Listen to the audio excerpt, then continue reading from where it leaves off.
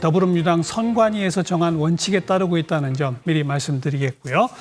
이재명 후보만 네. 바로 아까 기본소득에 대한 질문 두 분이 있었다는 거. 네. 예. 질문 중에 임기 안에 끝내게 내는 취지여서 그건 아니다 이런 말씀드린 것이고요. 다시 여쭙게요. 임기 내 하겠다고 공약한 적 없다 그러셨어요? 끝낸다는 얘기를 하셔서 그게 아니라고 얘기한 겁니다. 아니, 제가 이걸 해야지요. 이걸 하겠다는 게 제 가장 일 공약은 아닌데, 일 공약은 성장 정책인데, 그러나 이것도 중요한 핵심 정책이기 때문에 당연히 해야죠. 공약이라고 하시니까 그러면 뭐 물어보겠습니다. 좀 뭐 천천히 하겠다고 해서 그러시는데 2월 7일 페이스북에 직접 올리신 거죠? 뭐 물론 그렇습니다. 예, 그래도 보면 26조 들어가는 연 1인당 50만 원의 기본소득. 네. 지금 당장도 할 수 있다고 그러셨어요? 그렇죠. 가능합니다. 네. 대통령 후보가 되시면 바로 그 해 바로 가능하시다는 거죠. 대통령이 되시면? 이미 그해 가능하겠어요. 전에 편성된 예산이 있는데. 아니요. 왜냐하면 작년 기준으로 해가지고 당장 가능하다고 얘기를 페이스북에 써놓으셨기 때문에 제가 말씀을 드리고요. 그렇게 얘기하시면 우리 문재인 정부가 연 25조씩 돈을 허투루 쓰고 있다는 얘기 아니에요. 그럼 4년이면 100조인데 문재인 대통령이 그리고 문재인 정부가 100조나 되는 돈을 허투루 쓰고 있다 이 말씀이세요? 저는 그렇게 생각하지는 않습니다. 아니 그 말씀이시잖아요. 줄여가지고 25조를 당장 만들어서 당장 기본소득을 지급할 수 있다고 그렇게 얘기하셨으니까 제가 묻는 말씀이에요. 그거는 뭐 의원님 의견이시니까 그냥 아니 받아들이겠습니다. 2월 7일 페이스북에 이재명 지사가 직접 올리셨잖아요. 그렇게 길게. 그래서 그거 보고 많은 국민들이 희망을 가진 거예요. 올리셨잖아요. 그죠? 다시 한번 페이스북에 올린 거 맞죠? 직접 다시 쓴 한번 거 확인해 맞죠? 보세요. 내용 확인해 보세요. 아니 제가 다 확인하고 왔어요. 지금 이 글 드릴 수도 있어요. 그러니까 이재명 후보님께서 정확하게 얘기를 하실 필요가 있어요. 과거에 내가 말을 잘못 계산했거나 문재인 정부가 돈을 허투루 쓰고 있는 것처럼 잘못 착각했다. 그래서 나는 이제 이것을 조정하겠다. 1호 공약은 아니지만 100호 공약 안에 들어갈 수는 있다. 차라리 그렇게 얘기하시고 솔직하게 얘기하는 게 맞죠. 왜 자꾸 말을 바꿉니까?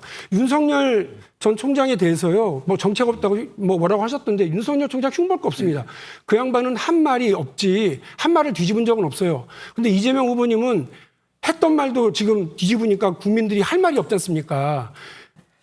우선 이재명 후보는 시간을 다 쓰셨는데 그 윤석열 대선 후보가 말을 뒤집었던 것에 대해서는 간과하시고 우리 박용진 후보께서 윤석열을 가지고 와서 우리 이재명 후보가 기본소득에 대해서 말을 뒤집는다 이렇게 하는 것은 조금 과하다. 왜냐하면 이 최대의 거짓말을 한 사람이 윤석열 대선 후보거든요.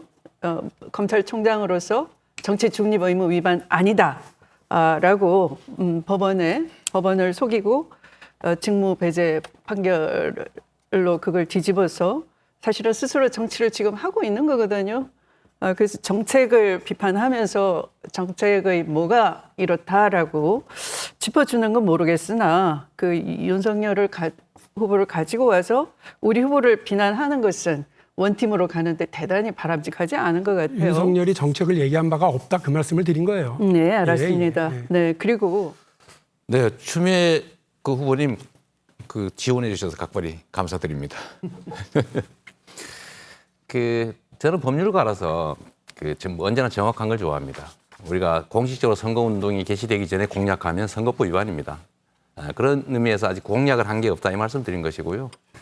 기본소득은 반드시 도입해야 될 아주 핵심적인 중요 정책입니다. 다만 순서에 있어서 더 중요한 게 있다 이 말씀이니까 그 얘기로 좀 이해해 주시면 좋겠습니다. 윤석열 전 총장에 대한 의혹 이걸 더 철저하게 검증을 해야 되는 건지 아니면 적당히 해야 하는 건지 만약에 윤석열 전 총장에 대한 도덕성 검증을 철저하게 해야 된다면 이재명 후보에 대한 검증도 철저하게 해야 되는 거 아닌가. 그래서 이제 소위 말하는 그 스캔들 해명 요구에 대해서 회피를 하거나 거부를 하는 것은 그 대선 후보로서 저는 부적절하다 이런 생각을 하고 있어요. 거기에 대해서 어떻게 생각하십니까? 뭐 윤석열 전 총장의 경우라면 이제 공직자로서 공적 권한을 행사하는 과정의 문제이기 때문에 사실은 이제 국민들의 관심이 클 수밖에 없고 당연히 뭐 검증을 하는 게 맞겠죠.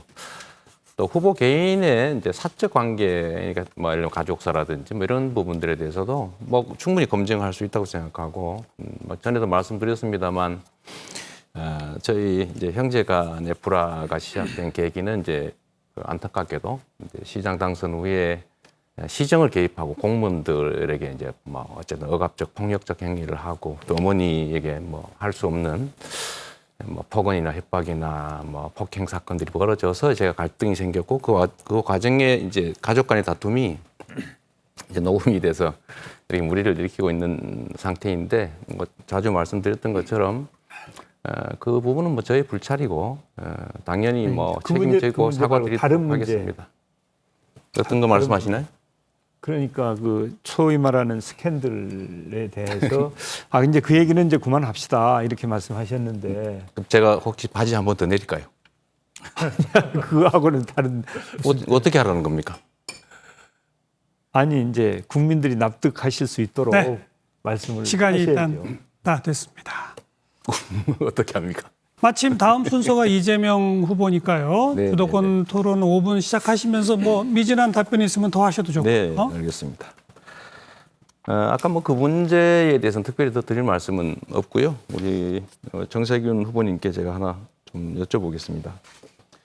제가 그 기본소득은 이제 주장을 하면서도 이제 기본자산은 사실은 더 쉽고 가능성이 더 높기도 한데 제가 주장하지 않은 이유는 아주 단순합니다.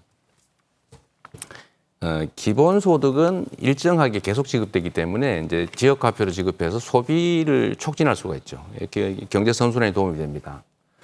그런데 문제는 기본자산 형태로 이렇게 고액을 지급하면 이게 시장에 사용되지가 않고 결국은 또 일종의 잠기는 현상이 발생하죠.